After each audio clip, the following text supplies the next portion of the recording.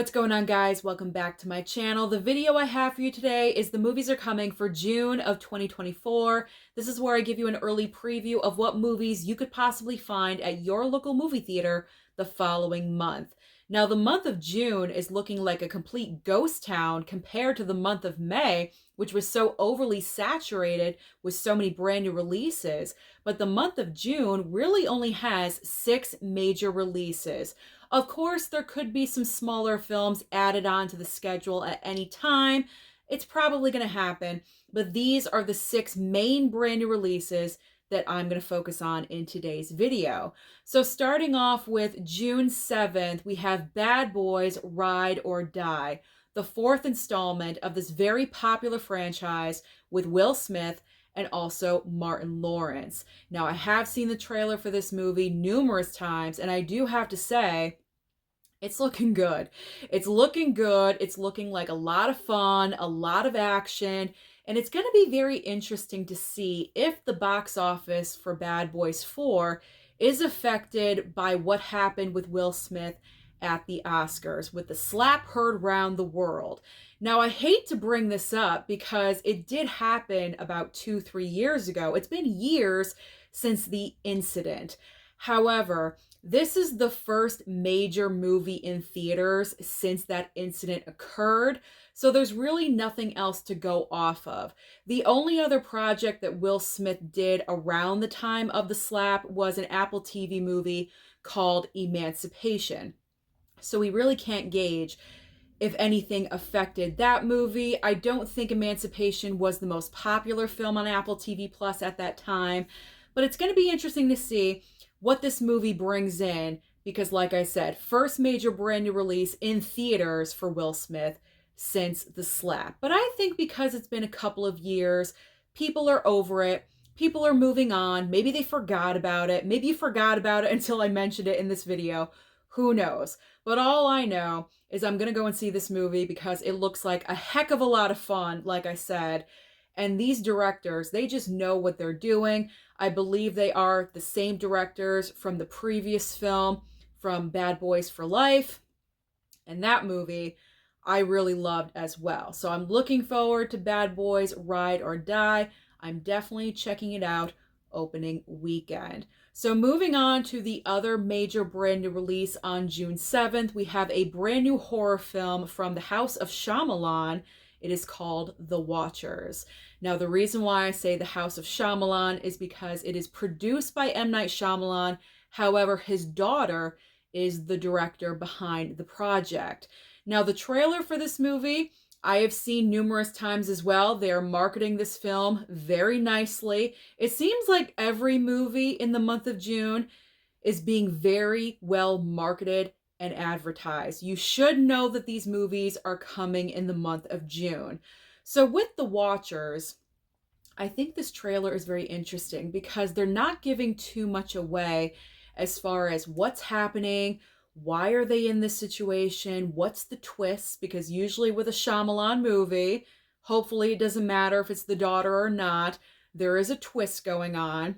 You're not getting too much information from the trailer. You have Dakota Fanning waking up in this random house in the woods with a big glass window looking out into the woods, and you really can't see anything at all, but it's very, very creepy, and there's about 3 other people with her, and that's really all you're getting from the trailer, at least for me. And there's something creepy out there. There's something creepy out there in the woods, something that could affect them. I don't know.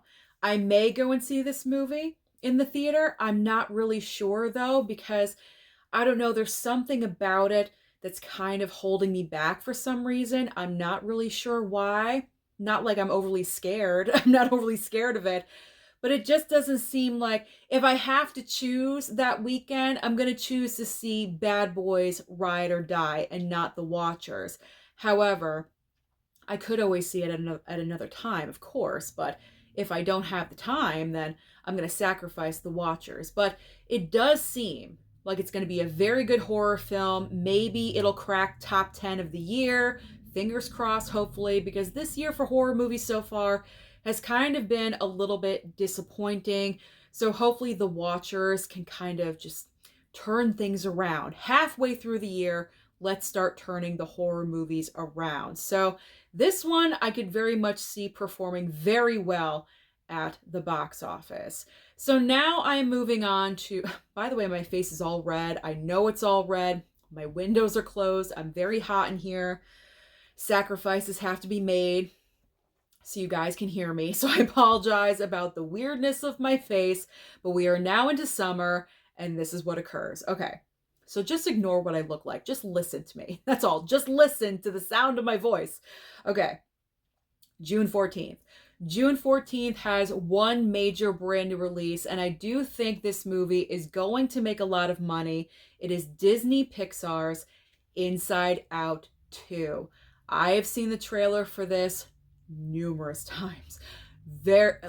It's everywhere. I've seen it before every single brand new film I've seen at the theater, probably for the past 2 months at least. Disney is pushing this trailer down everyone's throat because I think the first Inside Out was enormously popular. I'm not sure how much money the first film made, but obviously it was enough to make a sequel. And I do think from the looks of the trailer, this sequel looks like it's going to be very cute, very adorable, very funny, and that's everything you want when you're targeting this kind of an audience. Families, multi-generational, preteen, because the character, the girl in the movie is, I think, 13 years old. So this is everything you want for this audience that you are targeting. And I think Inside Out 2 is going to I think this movie is going to make a lot of money, especially considering that this film really is the only kid-friendly main film in the month of June, because everything else is an action film, a horror movie, a Western, really nothing else for children before we get to July and Despicable Me 4 comes out. So I really do think Inside Out 2 is going to hit big. I think it's going to have a great opening weekend, and it's going to stick around, and it's going to last. Now, for me personally, I'm not going to go and see it. It's not my go-to, as you guys know. I haven't even seen the first Inside Out movie. Maybe I should. I don't know. But it's not for me. So if I don't go and see anything else on that date, maybe I'll go and check out The Watchers the weekend of June 14th. You never know. But I really do think Inside Out 2 is going to make a buttload of money. I really do. I'm not really sure how much. I don't think $1 billion, but I think it's going to hit. It's going to be a hit. All right, let's move on to June 21st. The following week, again, only one major brand new release. We have a drama called The Bikeriders. Now, this movie was actually supposed to be released, I believe, last year, but for some reason was delayed to this year. I can't remember if it was because of the strikes. That could have been the main reason why this movie was delayed. But all I know is I'm going to see it. It seems like it's right up my alley. It's based on true events or a true story. You have great actors in this movie. You have Tom Hardy, Austin Butler, Jodie Comer. I mean, these actors are fantastic. They're so good. They're kind of underrated. I mean, not so much Austin Butler, but Tom Hardy and Jodie Comer in particular, to me, are kind of underrated. I feel like they get overlooked sometimes. They're just so good. I feel like everything they're in, they're amazing. And I'm definitely wanting to go and see this film. Now, it's about a bunch of bike riders kind of in a gang. It kind of reminds me of Sons of Anarchy, but probably not as intense, if you know what I'm saying. Maybe it does. I don't know. But I love Sons of Anarchy. That show, especially the couple of beginning seasons, were so good. So good. The last couple seasons, it got a little, but I enjoy. So if it's like Sons of Anarchy just a little bit, which I think it is, then I am there. And there was a lot of award season talk with this movie last year, and I think that buzz is going to continue into this year's award season. So this is definitely a movie I do want to check out. So I'm definitely going to watch The Bikeriders. Okay. So now we are getting into the final Friday, which is June 28th, and we have two brand new films. The major brand new release, well, they're both major brand new releases, but I guess the more talked about brand new release, of course, is A Quiet Place Day One. This is the prequel to the first two Quiet Place movies. This is day one. What happened when everything just went quiet? Now, we are not following Emily Blunt and the family anymore. We are following Lupita Nyong'o in the city, which I actually like this change. And trust me, they are marketing this film like crazy. They are playing this trailer non-stop. It's definitely a movie. Any of the Quiet Place movies you have to see in theaters because it's truly an experience with how quiet everything is. It just gets so creepy and so weird, especially if you're in a theater with a bunch of people and you can hear a pin drop. That's pretty incredible. So I'm definitely going to the theater to see A Quiet Place Day One. But like I was talking about before, I kind of like went off on a little tangent. I really enjoy how they've changed the setting of Day One, because in the first two movies, we're kind of more in an isolated setting, in a country type setting. Now we're in the city. I think it's New York City. I could be wrong, but I'm getting the vibe that it's New York City. And nothing's quiet in New York City. Like it's hustle and bustle all day long. So to change settings completely and do a 180 to a completely different environment, I thought was a really, really good idea. And kind of to mix it up and get different characters involved. So, I mean, they could have gone back with Emily Blunt and the family and did Day One, but they kind of did that in the beginning of the second film, showing you what happened when everything hit them. You know what I'm saying? So I'm happy that they're kind of moving away from the family that we know and love, and we are moving on to different characters, different locations. So I'm all about this. And I also think that A Quiet Place Day One is going to make a lot of money. These movies are extremely popular and everyone loves them. And I think this movie is going to be just as good as the first two films. And if it is, that's a rarity, because it's very rare when you're getting into, trilogy and franchise territory where every single film is a banger. And I think A Quiet Place definitely has the potential for that. So A Quiet Place Day One, I'm there day one. I am there that weekend. I'm going to see A Quiet Place. Okay. So my face is just getting worse, guys. I'm watching my face change as I'm talking to you. I apologize. I know I need to stop talking about it, but I just can't help it, because if you're new, it's freaky and weird, but I can't help it.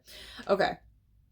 The final film, the sixth and final movie to talk about is the Western that I mentioned very briefly. It is called Horizon, an American Saga, Chapter 1. Now, this is starring and I believe directed by Kevin Costner. I know he's starring in it, but I believe he directed this movie as well. And like I said, it's a Chapter 1. There's going to be a Chapter 2. Chapter 1 is going to be released at the end of June. Chapter 2 is coming out sometime in August. So that's good. There's not too much of a break in between. There's about 6 weeks in between the releases of these movies. So what I think about Horizon, I think this is going to be a good movie because it's going to target an audience that I feel sometimes gets forgotten about. I'm talking about the audience that is like 40 to 65. Kind of like when Top Gun Maverick hit and how big of a movie that was at the time. People just went to see that movie over and over and over again. Obviously because of a sequel 35 years later, Tom Cruise, all those factors. But I really do think, when's the last time we had a major Western at the movie theater? I can't really think of one right now. I feel like it's been a really long time. And Kevin Costner knows how to direct a great movie. And I feel like he's really going to deliver an epic Western tale for people that are an older demographic that really want to see this in the theater and on the big screen. I feel like that is something. My ankle just cracked. If you heard that crack, I'm speaking of older people. I'm old too, but I feel like Kevin Costner is going to deliver this Western for the older demographic that's missing movies like these. They want to see Westerns on the big screen. And like I said, it's been a while. I mean, I can't think of one off the top of my head in the past couple of years. If I'm missing one that's obvious, I'm sorry, but I can't think of one. So Kevin Costner is definitely going to be delivering with this movie. However, I do believe it is long. When Kevin Costner directs, they're usually long movies. He's kind of like Scorsese in that way, where he just loves long movies. Because Dances with Wolves is what, almost a 4-hour long movie or something like that. I believe Horizon, what is it? Horizon and American Saga Chapter 1. I believe this movie is about 3 hours long. So it is going to be a little bit long. So just be prepared for that. But if you are just dying for a Western, you love Kevin Costner and the way he directs, then this is for you. And this is right up your alley. And you're going to want to go and see part 2 when it comes out in August. And I do believe that this was a passion project for Kevin Costner. I think he put a lot of his own money into making these movies. So that's actually nice to hear as well, that he's just so passionate about bringing a film to life that he invested his own money. So if you guys, like I said, are looking for something like a Western, an epic tale, Kevin Costner, all of that, then you have Horizon to look forward to. So those are all the major brand new releases that are coming out in theaters in the month of June. So comment down below and let me know which one are you interested in seeing. Don't forget to like and subscribe before you leave, and I'll see you next time.